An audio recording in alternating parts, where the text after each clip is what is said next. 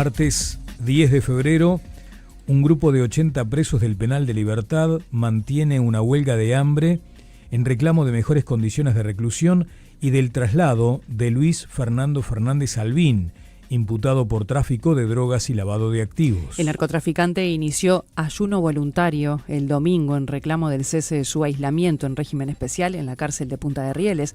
Desde el Instituto Nacional de Rehabilitación dijeron a Informativo Sarandí que no existe ninguna negociación y que la intención de las autoridades es no dar relevancia a estos reclamos. El ministro del Interior, Carlos Negro, presentó a la bancada de legisladores del Frente Amplio el proyecto de ley para transformar precisamente el Instituto Nacional de Rehabilitación en un servicio descentralizado. El proyecto está prácticamente finalizado y antes de enviarlo al Parlamento se abrirá una instancia de diálogo con los funcionarios involucrados. Según pudo saber Informativo Sarandí, estos últimos manifestaron su molestia porque no fueron incluidos en el diseño de la propuesta. Seguimos adelante con otros temas. Empieza el proceso de ratificación del acuerdo entre el Mercosur y la Unión Europea a nivel parlamentario. A las 5 de la tarde, el canciller Mario Luedkin entregará a la presidencia de la Cámara de Senadores el texto oficial. En paralelo, el Parlamento Europeo aprobó este martes medidas de salvaguarda para evitar perjuicio a los agricultores locales al aplicar el acuerdo comercial con el Mercosur. El oficialismo busca desactivar la interpelación al canciller Mario Luedkin prevista para el 19 de febrero.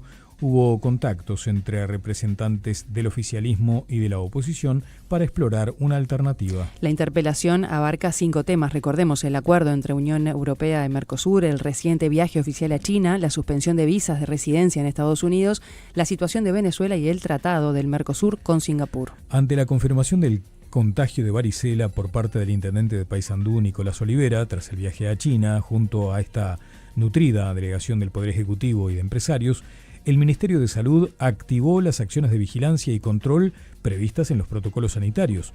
Los estudios arrojaron que el presidente Yamandu Orsi no tiene varicela.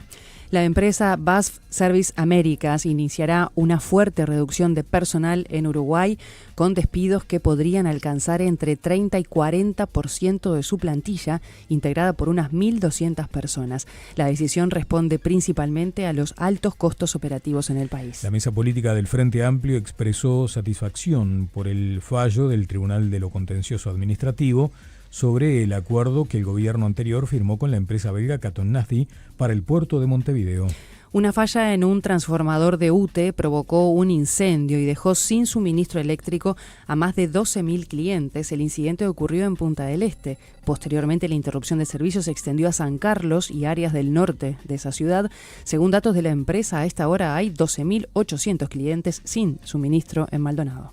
La policía confirmó que 2 de los detenidos por el túnel hallado en Ciudad Vieja integran efectivamente el Primer Comando Capital, una de las mayores organizaciones criminales de Brasil. Hasta el momento hay 11 personas imputadas. Los investigadores mantienen abierta una hipótesis por fuera del robo bancario. Analizan la posibilidad de que la operación estuviera destinada a la salida de droga por el puerto de Montevideo. Bomberos controló un incendio en un centro de breve estadía de Inau, ubicado en el barrio Capurro, aquí en Montevideo.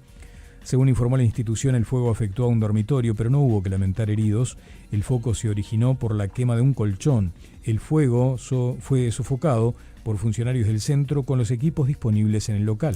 ANEP alertó sobre una maniobra fraudulenta para obtener datos personales de manera ilícita. El organismo advierte que circula en redes sociales información falsa sobre el bono escolar y recuerda que no se requiere inscripción para poder cobrarlo. El 92% de las horas docentes en UTU ya fueron designadas, algo histórico en la institución, confirmó en Viva la Tarde Fernando Ubal, encargado de la Dirección Técnica de Gestión Académica de UTU. Esto se da en un contexto en que se mantienen abiertas las preinscripciones para carreras terciarias en todo el país. Las inscripciones están abiertas hasta el 13 de febrero con un periodo extraordinario del 23 al 25 del mismo mes. Solo se podrán realizar de manera online. La Intendencia de Paysandú exhortó a la población a bañarse con precaución en las zonas balnearias de ese departamento ante la presencia de cianobacterias y el anuncio de la aplicación de protocolos definidos por el Ministerio de Ambiente. 2 hombres de 39 y 44 años fueron asesinados a tiros en plena calle en el barrio Corfrisa, en Las Piedras. Ambos cuerpos quedaron tendidos en la calle. En la escena fueron incautados 7 casquillos de bala. 9 personas declaran ante la Fiscalía de Maldonado tras haber sido detenidas en 14 allanamientos en los que se incautó drogas, armas y dinero. Un hombre de 64 años murió y otro de 23 resultó gravemente herido tras un choque frontal entre dos motos ocurrido en la ruta 22 en el departamento de Colonia. Nos vamos ahora al deporte en el cierre de la primera fecha de la apertura y con gol de Ferreira, Danubio le ganó 1-0 a Cerro en el Trócoli. Se registraron incidentes al término de este partido entre parciales de Cerro y la policía. El cruce derivó en disparos de balas de goma, lo que llevó a algunos hinchas a meterse en la cancha. El viernes se iniciará la segunda fecha de la apertura con los partidos Cerro Wanderers, debí decir Cerro Largo Wanderers, y Liverpool Defensor Sporting. Hoy se juega el clásico del básquetbol uruguayo entre Aguada y Goes en el Palacio Peñarol desde las 20:15. Aguada será dirigido por Leandro Taboada tras la salida de Germán Cortizas. Los hinchas de Goes ingresan por la calle Magallanes, los de Aguada por la calle Minas. Se reforzó la seguridad, habrá además un vallado alrededor del estadio aurinegro y las puertas se abrirán a partir de la hora 19:15. En la Reborges juegan Hebraica Maccabi Malvin. Anoche Defensor Sporting le ganó a Welcome 91-77. Urunday Universitario venció a Cordón 106-78 y Peñarol le ganó a Biguá 98-76. Y por el Sudamericano Sub-20 femenino que se disputa en Paraguay, las celestes se enfrentarán hoy a Colombia desde la hora 18. Deben sumar puntos para avanzar al hexagonal final que clasifica al Mundial de Polonia.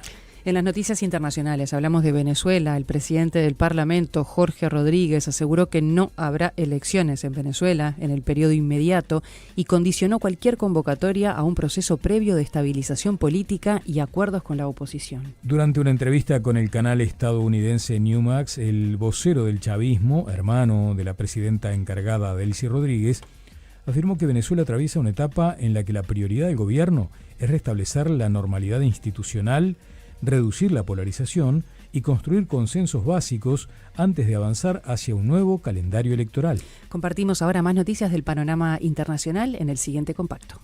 La que fuera pareja y cómplice de Jeffrey Epstein, Ghislaine Maxwell, se ofrece a testificar y contar todo lo que sabe sobre el caso del fallecido criminal sexual y financiero y con ello limpiar los nombres de Donald Trump y Bill Clinton si a cambio obtiene un perdón presidencial. Dentro del mismo caso, una joven presenta una denuncia en París por violación y tráfico de personas contra Daniel Siad, estrecho colaborador de Jeffrey Epstein.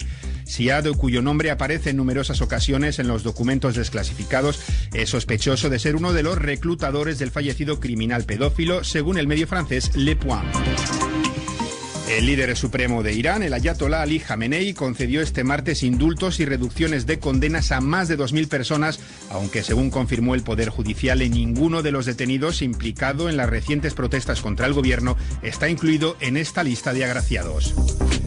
Ucrania y Francia hacen pública su intención de producir armas de manera conjunta. El anuncio procedente del ministro de Defensa ucraniano no especifica el tipo de armamento, pero habla de proyectos a gran escala que supongan una solución a largo plazo dentro del marco de la actual invasión rusa. La iniciativa pretende que Kiev deje de ser un mero receptor de armas y equipo militar de París para poder pasar a producirlas de manera conjunta con su aliado.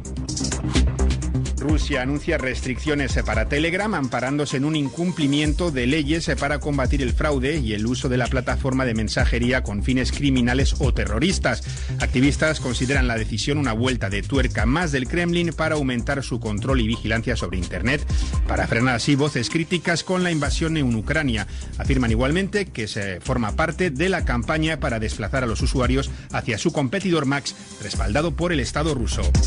Y terminamos hablando de deportes. Los Juegos Olímpicos de Invierno siguen deslizándose en el norte de Italia. Este martes en Milano Cortina inicia la participación el patinador mexicano Donovan Carrillo.